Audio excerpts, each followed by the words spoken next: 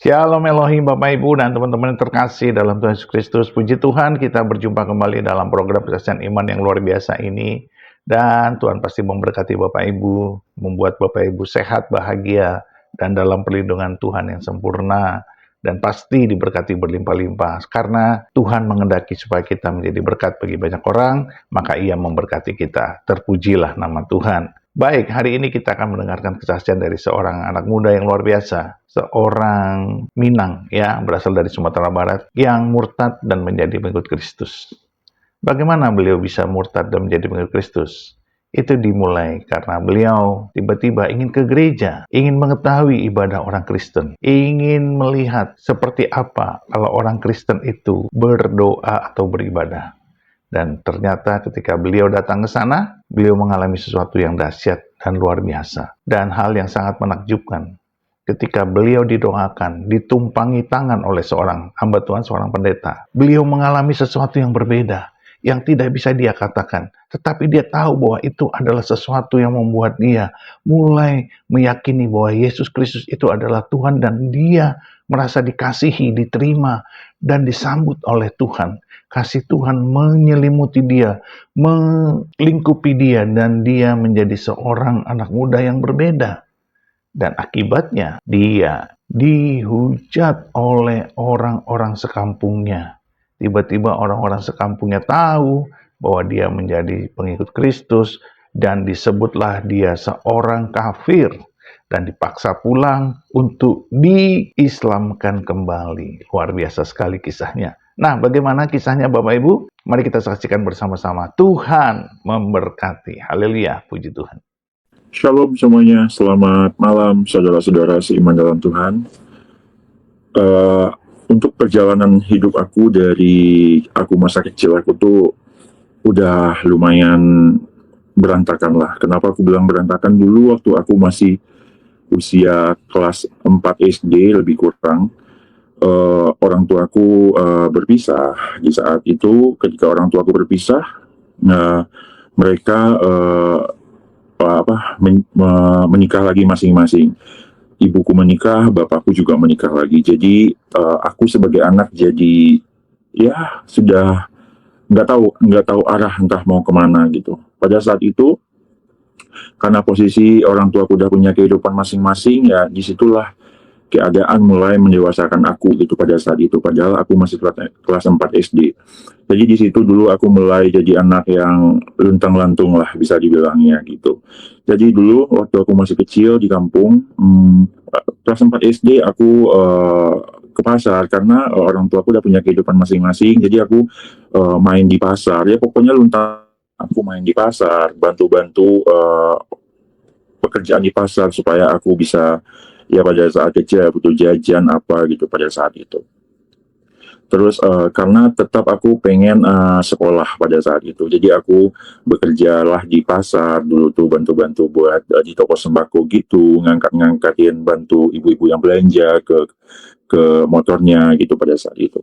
Terus singkat ceritanya aku lulus SD dan aku lanjut untuk SMP. Di SMP aku masih bekerja, masih tinggal di pasar, aku bantu-bantu juga di resto gitu, tapi kalau di Padang namanya tuh warung makan lah kalau di kampung namanya. Jadi aku bantu-bantu di situ. Aku dulu tuh karena aku tetap fokus ingin tetap sekolah kan pada waktu aku masih kecil, aku tetap fokus pengen tetap lulus sekolah, aku bisa melanjutkan pendidikan lebih baik lagi. Jadi aku tetap lanjut sekolah. Dulu aku tidak tinggal sama keluarga dari bapakku atau ibuku, dikarenakan apa? Aku tidak diterima oleh keluarga bapakku dengan baik. Dengan alasan apa? Dulu tuh selalu dibilang, lah bapak lu kan udah pisah sama mama lu, ngapain lagi lu tinggal di sini gitu. Jadi dulu selalu keluarga dari bapakku selalu bilang begitu. Kalau tinggal di sini, ngapain tinggal di sini? Kalau lu mau tinggal di sini, bawa kebutuhan ke sini, bawa untuk kebutuhan makan ke sini gitu, biaya hidupku sendiri di sini. Jadi selalu keluarga dari bapakku bilang begitu. Begitu juga dengan keluarga dari ibuku. Aku tidak ditempatkan di posisi yang baik juga di sana. Itu yang membuat aku jadi anak yang luntang-lantung. Singkat ceritanya, aku bekerja di warung makan itu. luluslah aku SMP dengan biaya aku sendiri. Lulus SMP, begitu aku lulus SMP, aku terima selesai ujian dulu, aku langsung merantau. Aku merantau dulu tujuan pertama aku Pekanbaru. Ya dari Padang, dari nama kampung kecilku itu daerahnya Pasaman namanya. Jadi dari kampung aku merantau ke Pekanbaru. Nyampe di Pekanbaru aku bertujuan, aku nggak tahu arah sebenarnya nyampe di Pekanbaru mau kemana nanti. Tapi tetap karena travel yang membawa aku ke Pekanbaru ini tahunya pasti ini ke rumah saudaranya. Jadi aku diantarkan ke rumah saudara dari papaku. Di situ juga aku diinterogasi lah kan, ngapain kamu kesini gitu kan, mau ngapain, nyusahin orang di sini aja gitu kan. Akhirnya aku bertahan lah di rumah saudaraku tuh 1 minggu lebih kurang. Singkat ceritanya pada saat itu bisa dibilang bahasa kasarnya aku juga diusir juga lah dari situ bahasa kasarnya. Tapi singkat ceritanya sebelum aku keluar dari rumah dia, aku dapatlah pekerjaan di Pekanbaru. Pekerjaannya aku kayak di komplek itu bantu-bantu sapu atau beres-beres rumah dulu tuh waktu aku masih kecil lulus SMP. Nah, tapi tetap dengan tujuan aku pengen sekolah merantau ke Pekanbaru ini. Sampai aku di Pekanbaru, aku dapatlah pekerjaan ini dan tempat aku bekerja ini tanya sama aku. Dia bilang, kamu dengan usia segini merantau ke Pekanbaru, mau mencari pekerjaan, tujuannya apa? Kata dia gitu kan, selain mencari pekerjaan. Terus aku bilang, aku pengen sekolah sambil bekerja. Aku bilang begitu sama dia. Terus orang itu selalu bilang sama aku, oh bagus dong kalau memang mau sekolah. Ya udah, jadi kamu tinggal di sini aja, nanti sekolah di sini dan bantu-bantu di sini. Nah, di situ aku senang banget lah karena memang aku pengen sekolah banget gitu. Dan akhirnya aku sekolah lah di Pekanbaru dulu. Itu tanpa sepengetahuan kedua orang tua aku, bahkan keluarga aku juga kayak saudara dari mamaku yang di kampung. Singkat ceritanya aku sekolah di Pekanbaru, 3 tahun aku sekolah. Di tahun ketiga, di aku kelas 3 SMA di Pekanbaru. Karena aku tinggal di Pekanbaru, otomatis pergaulan aku hanya orang seberang aja. Pergaulanku hanya orang seberang aja. Jadi aku udah menemukan banyak relasi, bahkan aku banyak mengenal agama. Kalau dulu di kampung kan hanya satu agama aja. Jadi kalau di Pekanbaru tuh udah banyak, ada orang Batak, orang Chinese dan sebagainya. Waktu di Pekanbaru. Nah, aku jadi kayak bertanya-tanya di dalam hati. Terus mereka tuh ibadahnya seperti apa. Jadi pengen tahu gitu. Aku kepo gitu. Jadi penasaran. Nah, singkat ceritanya pas 3 SMA itu, setiap aku pulang sekolah, aku langsung ke Gramedia. Dikarenakan sekolah aku tidak jauh dari Gramedia waktu aku sekolah di Pekanbaru. Tujuan aku ke Gramedia itu aku ambil Alkitab, aku ambil Al-Quran. Padahal iseng-iseng aja, aku nggak tahu apa yang mau aku cari di Alkitab itu. Aku nggak tahu, cuman aku lihat aja Alkitabnya. Oh gini, ternyata kitab orang Kristen. Oh gini. Dan bertepatan juga di dekat sekolah aku ada gereja Katolik dulu di Pekanbaru. Tapi selama aku kelas 3 itu akhir-akhir aku mencari tahu tentang agama Kristen ini, ya sekilas gitu aja, jadi nggak sampai sedetail itu banget. Oh gini gitu kan, ternyata gini. Nah, singkat ceritanya, aku lulus lah SMA di Pekanbaru, akhirnya aku merantau ke Jakarta. Aku merantau ke Jakarta, dulu tuh setelah begitu aku dari Pekanbaru, lulus SMA di Pekanbaru, aku merantau ke Jakarta tanpa tujuan apapun, tanpa ada siapapun yang aku tuju di Jakarta, dengan bermodalkan nekat aja. Dulu dari modal aku merantau dari Pekanbaru ke Jakarta, aku jual kendaraan aku karena posisinya pada saat itu aku pamit dari rumah tempat aku bekerja, tempat aku tinggal, tempat yang sekolahin aku juga. Aku mau merantau dan aku mau sekolah lanjut kuliah, aku bilang sama dia. Akhirnya aku merantau ke Jakarta dengan modal nekat tanpa ada tujuan siapapun di Jakarta. Nah, disitulah kehidupan aku mulai lagi yang aku rasakan, banyak banget ujian yang aku rasakan. Salah satunya, begitu aku sampai di Jakarta, aku nggak tahu arah dan tujuan, aku mau kemana, aku turun di bandara di sini, aku nggak tahu kemana, akhirnya aku luntang-lantung lah di Jakarta karena tidak ada tujuan tadi. Singkat ceritanya aku nggak tahu harus kemana. Sampai di Jakarta aku lihat, oh ini kota besar, aku harus kemana gitu. Terus nggak lama di situ aku mikir gimana nih hidup aku sampai di Jakarta, apa yang harus aku lakukan. Aku teringat bahwasannya di Bandung waktu itu aku punya tetangga yang tinggal di Bandung. Aku mencoba menghubungi dia lah.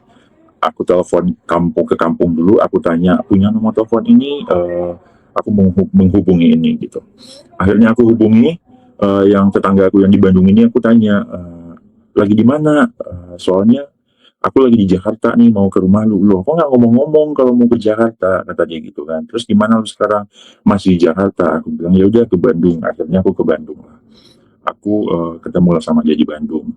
Singkat ceritanya di Bandung aku bekerja, dicarikan pekerjaan oleh beliau. Nah, singkat ceritanya aku di Bandung, aku bekerja di situ, dan karena tetap tujuan aku pengen banget sekolah, aku pengen banget kuliah gitu. Jadi aku bekerja, aku sambil nyari kuliah lah yang mencukupi dengan modal aku. Jadi aku cari-cari kuliah, cari-cari kampus di Bandung. Ternyata aku dapat kampus yang aku mau, jadi sesuai dengan budget aku. Singkat ceritanya aku kuliah lah di Bandung sambil aku bekerja. Kuliah sambil bekerja, seiring berjalannya waktu, aku nggak selesai lah kuliah aku. Dan dikarenakan aku udah menemukan pergaulan di kota. Pergaulan itu maksudnya udah kerja, pulang kerja main gitu. Jadi pergaulannya begitu dulu. Waktu aku di Bandung. Akhirnya aku tidak selesai kuliah. Aku lebih tepatnya. Akhirnya dari Bandung, karena aku udah kenal Bandung, udah kenal Jakarta, apalagi aku udah lama 1 tahun dan aku di Bandung, aku merantau ke Jakarta. Ya, pergilah aku ke Jakarta. Sampai di Jakarta, aku dapat pekerjaan. Aku bekerja di Jakarta. Nah, selama aku di Jakarta ini, aku bisa bekerja, aku buka usaha kecil-kecilan dan bisalah menopang tindih kehidupan aku buat selama aku merantau, selama aku di Jakarta ini tinggal gitu. Nah, di awal 2019 aku pindahlah ke Tangerang. Disitulah mulai yang tadinya aku menikmati hidupku, aku bisa bekerja, aku punya uang, aku merantau pindah ke Tangerang. Di situ aku mulai lagi lah kehidupan aku yang bisa dibilang aku berantakan. Aku benar-benar hancur, aku kehilangan pekerjaan aku nggak tahu arah lah di situ. Pada saat aku pindah ke Tangerang. Nah, di titik terendah hidup aku itu muncullah keinginan keinginan di dalam diri aku tuh pada saat aku di Tangerang. Di tahunnya itu, pada saat itu aku hubungilah, waktu aku ngekos di Tangerang, aku hubungilah salah satu teman aku tanya sama dia, boleh nggak sih orang Muslim didoain sama orang Kristen? Aku tanya sama dia kayak gitu karena aku udah mumet, udah stres banget sama yang aku alami pada saat itu. Aku tanya sama dia, boleh nggak kira-kira? Iya tentu boleh, kata dia gitu kan. Terus aku bilang sama dia, tapi nggak, gue nggak masuk Kristen kan? Aku bilang sama dia gitu, nggak membuat gue masuk Kristen kan? Lah kan katanya lu mau didoakan, kenapa harus masuk Kristen, kata dia gitu. Nah, singkat ceritanya 2 hari setelah itu akhirnya aku diajak ketemuan sama salah satu pendoa syafaat di salah satu gereja yang ada di Tangerang. Kita ketemuan dan kita ngobrol di situ. Teman aku ini, aku sama pendoa syafaat ini, dia tanya sama aku, keluhan aku apa, maksudnya apa yang sedang aku pergumulan, apa yang aku alami gitu pada saat itu kan. Singkat ceritanya akhirnya aku didoain lah sama dia. Kan. Di situ aku kayak merasakan ketika aku didoakan sama pendoa ini, pendoa itu mendoakan aku, dia pegang kepala aku dan aku diam, dia pegang kepala aku nunduk. Ketika itu aku merasakan kayak ada yang aku rasakan aja, aku nggak bilang ada sesosok atau apa, enggak, cuman aku merasakan ketika ngedoain itu kayak ada sesuatu yang tidak bisa aku jelaskan dengan kata-kata gitu. Ketika dia mendoakan aku itu, aku tidak bisa menjelaskan dengan kata-kata apa yang aku rasakan pada saat itu. Jadi kayak di situ aku memang belum mengenal Tuhan, tapi kayak aku ngerasa kayak ada hadirat lah di situ gitu. Aku ngerasa kayak ada hadirat yang nyata banget aku rasakan karena aku benar-benar terdiam, aku merasakan sesuatu gitu. Jadi kayak di situ tuh hati itu kayak tersentuh lah pada saat itu ketika aku didoakan itu. Nah, singkat ceritanya sejak saat itu aku mulai bertanya di dalam diri aku sendiri, siapa gitu, maksudnya yang membuat aku jadi damai, tenang, diam, maksudnya mendamaikan diri aku, membuat aku lebih tenang dari pikiran aku yang ambur-adul tadi. Nah, itu dia siapa gitu, aku bertanya dalam diri aku. Terus aku keesokan harinya hati itu mulai lebih kayak yang tadinya segala sesuatu aku pikirkan, segala sesuatu menjadi beban di dalam diri aku, segala sesuatu tuh aku simpan sendiri ya. Di situ tuh aku mulai merasa kayak lebih tenang, beban yang sebelumnya begitu berat mulai terasa ringan yang aku rasakan pada saat itu. Sebenarnya perjalanan itu nggak mudah sih buat aku, tapi membawa luka masa lalu yang tertanam dalam hidup aku dan kebingungan aku dan arah hidup aku juga yang membuat aku bergelut dengan masalah aku dan aku simpan semuanya. Ketika mulai mencari Tuhan dan mendekat kepada Tuhan, aku menghadapi penolakan dari keluarga juga pada saat itu. Jadi ketika aku sudah merasakan ketenangan itu, aku hubungi teman aku itu lagi. Aku tanya sama teman aku, boleh nggak sih gue diajak ke gereja? Aku tanya sama teman aku kayak gitu. Boleh nggak kalau hari Minggu gue diajak ke gereja? Aku tanya sama dia kayak gitu. Terus dia bilang, oh boleh, kata dia gitu. Karena disitulah aku ikut sama teman aku ke gereja pada saat itu. Di situ aku dengerin puji-pujian, aku dengerin juga khotbah pendetanya gitu. Aku ingat banget pada saat itu tuh, ingat banget sama salah satu firman Tuhan uh, yang bilang kata-katanya, bukan kamu yang memilih aku, tapi aku yang memilih kamu. Jadi pertama kali di dalam hidup aku pada saat itu, aku mendengarkan firman Tuhan. Di situ tuh, itu yang aku dengar. Dan itu pun aku nggak tahu maksudnya gimana, karena kan aku belum ngerti, karena aku belum memutuskan buat menjadi seorang Kristen. Padahal aku pada saat itu aku masih takut-takut gitu. Jadi aku nggak tahu itu maksudnya apa gitu kan. Sehingga ceritanya, ternyata firman Tuhan yang disampaikan salah satu pendeta tadi itu seperti berbicara langsung lah ke dalam diri aku gitu yang aku rasakan. Aku sadar bahwa itu bukan kebetulan sih sebetulnya. Tapi di titik itu aku mulai ingin mengambil keputusan terbesar lah dalam hidup aku. Ketika aku pertama kali di gereja, aku dengarkan firman Tuhan itu, di situ yang membuat aku nyaman tadi, di titik itulah aku ingin mengambil keputusan besar di dalam hidup aku. Aku ingin memilih Tuhan Yesus sebagai juru selamat aku. Nah, di situ nggak mudah juga ketika aku sudah memutuskan untuk mengikut Tuhan. Di situ nggak mudah juga jalannya buat aku. Nggak mudahnya yang tadinya aku senang, happy, dan damai yang aku rasakan itu, aku berpikir hidup aku lebih tenang, lebih damai, semua masalah aku selesai. Ternyata enggak. Begitu aku dibaptis, aku sudah mengenal Tuhan, ternyata jalan aku nggak mulus. Nah, di kampung aku ada yang tahu kalau aku masuk Kristen. Apalagi aku berasal dari Minang, Sumatera Barat. Di kampung aku ada yang tahu, itu membuat kampung aku menjadi gempar lah.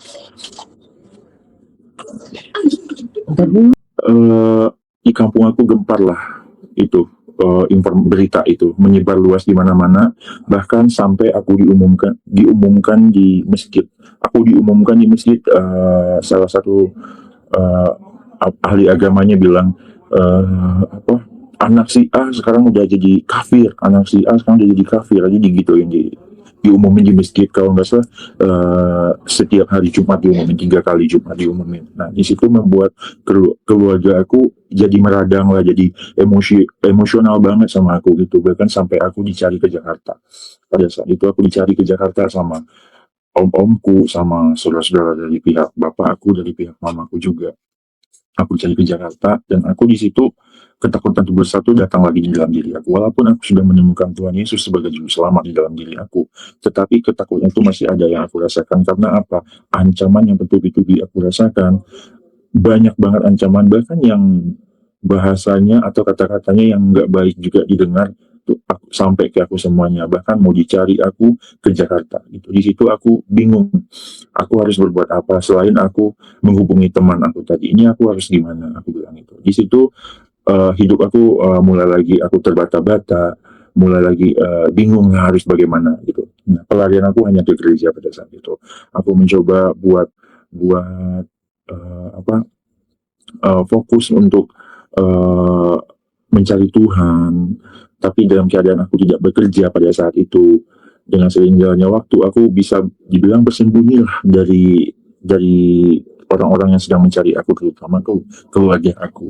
Terus bahkan aku nggak tinggal di kosan aku dulu, karena ada yang tahu kosan aku, keluarga aku. Akhirnya aku berlindung lah di gereja ke teman-teman sesama rohani aku di gereja. Aku berlindung ke mereka. Singkat ceritanya, nggak lama habis itu aku bekerja pagi, dan aku mendekatkan diri kepada Tuhan dengan cara aku mengambil posisi lah di gereja.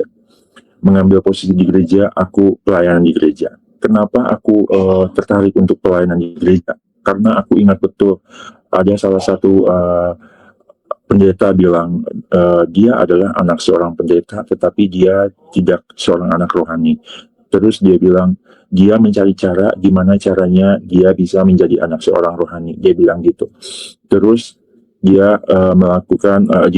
ambil posisi di gereja supaya dia bisa mendekatkan diri dengan Tuhan. Nah, di situ aku sangat terberkati banget dengan kesaksian pendeta itu. Akhirnya aku mengambil posisi di gereja, aku mengambil posisi untuk pelayanan di gereja. Lebih kurang aku pelayanan di gereja 4 tahun pada saat itu. Nah, singkat ceritanya aku pelayanan di gereja, aku memulai kehidupan dan aku bekerja lagi. Itu hidup aku uh, mulai agak lebih baik pada saat itu, lebih baik. Tetapi masalah datang lagi. Ketika aku udah bekerja, masalah datang lagi. Keluarga aku ada yang nemuin aku.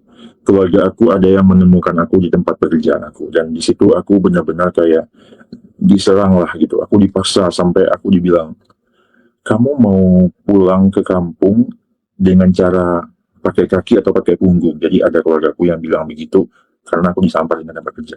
Kamu pulang ke kampung hari ini mau pulang pakai kaki atau pakai punggung, kata dia gitu.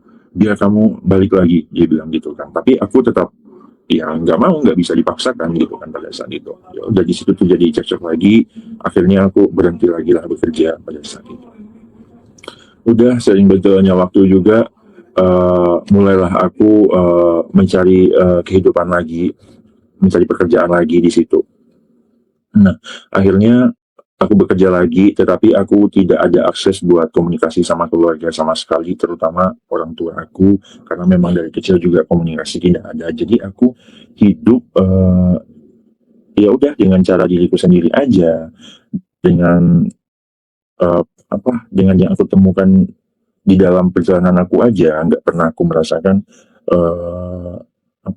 dekat dengan orang tua terutama, apalagi keluarga gitu, besar di rantau orang, punya saudara di rantau orang. Tetapi yang bikin aku bersyukurnya sama Tuhan itu uh, yang tidak yang tidak aku kenal, orang-orang yang tidak aku kenal, nggak tahu asal-usul dari mana, tetapi Tuhan kirim buat aku di rantau orang. Bahkan aku nggak tahu lagi ya, aku harus kemana waktu itu. Aku nggak tahu lagi aku harus kemana. Aku harus mengadu ke siapa. Aku tahu aku punya Tuhan, tetapi beda. Tuhan sih sudah pasti, tapi kayak support gitu. Jadi ternyata ketika aku sudah menjadi seorang pengikut Yesus Kristus, itu banyak banget saudara-saudara seiman dalam Tuhan yang selalu support aku, yang selalu dukung aku, yang bisa aku sharing, bercerita gitu. Yang tadinya aku susah buat open sama siapapun aku susah banget buat terbuka. Tetapi ketika aku sudah mengenal Tuhan Yesus, ketika aku sudah bergaul sesama Kristen, di situ tuh hati aku lebih tentram, lebih damai. Aku bisa sharing, bisa berbagi cerita sama teman-teman Kristen aku. Di perantauan orang aku menemukan saudara-saudara seiman yang bisa aku jadikan benar-benar saudara, yang bisa menerima aku apa adanya, yang bisa mensupport aku dari segala sisi gitu. Nah, di cerita aku sekarang, di perjalanan aku sekarang ini, saat ini, kembali aku tidak bekerja lagi yang pertama di usia aku. Di usia aku saat ini udah mau 30 tahun. Jadi terakhir aku bekerja di tahun lalu di bulan September. Terakhir aku bekerja di tahun lalu di bulan September, kontrak kerja aku habis. Mau nggak mau aku putus kontrak di situ. Aku mulai mencari kerja dari bulan September sampai hari ini. Ternyata belum ada rezeki dari Tuhan yang membuat aku bisa bekerja lagi. Saat ini aku hanya sibuk. Untuk kesibukan aku sehari-hari saat ini, ya aku fokus buat mencari pekerjaan. Dan sama saat ini aku punya ya kayak kayak jualan kecil-kecilan aku dari rumah.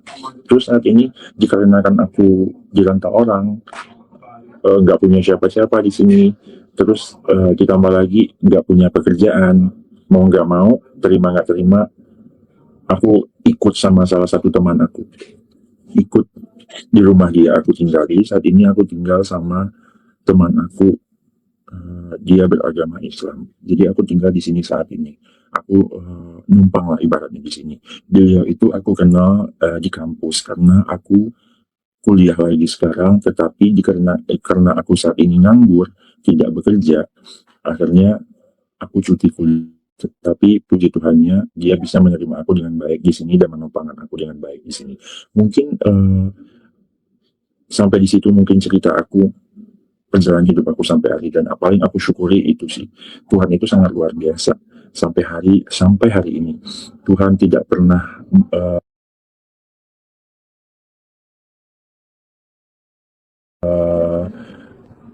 apa namanya tidak pernah mengecewakan aku. Tuhan selalu ada. Ketika aku lagi hancur-hancurnya, Tuhan tetap ada bersama aku. Karena aku tanamkan Tuhan Yesus di dalam diri aku. Bahkan di saat aku kebingungan, bahkan rasanya aku udah di ujung tanduk, nggak tahu arah lagi mau kemana, mau ngapain lagi. Tapi Tuhan hadir di saat yang tepat buat aku. Aku bersyukur banget, Tuhan Yesus itu sungguh baik, sungguh luar biasa buat aku. Itu yang paling aku syukur. Yang nggak aku juga duga juga, yang nggak aku sangka-sangka juga, ya ini salah satunya. Aku bisa ditumpangin sama keluarga yang berbeda keyakinan sama aku.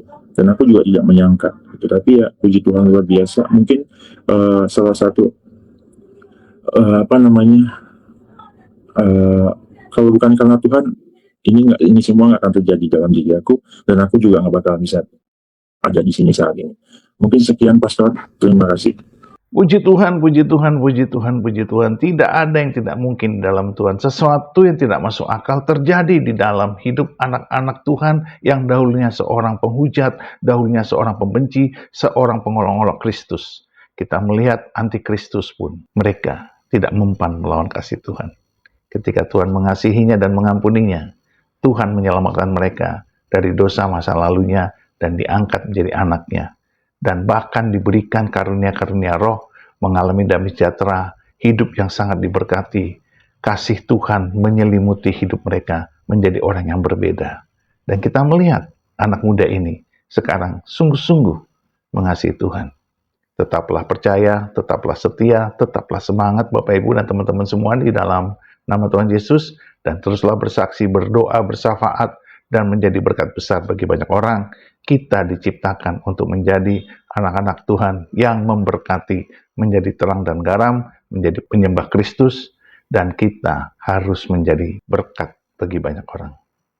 Tuhan beserta kita, sekarang dan sampai selama-lamanya, dan selalu memberkati kita di dalam nama Bapa dan Anak dan Roh Kudus, di dalam nama Tuhan Yesus Kristus. Haleluya, haleluya, haleluya, haleluya.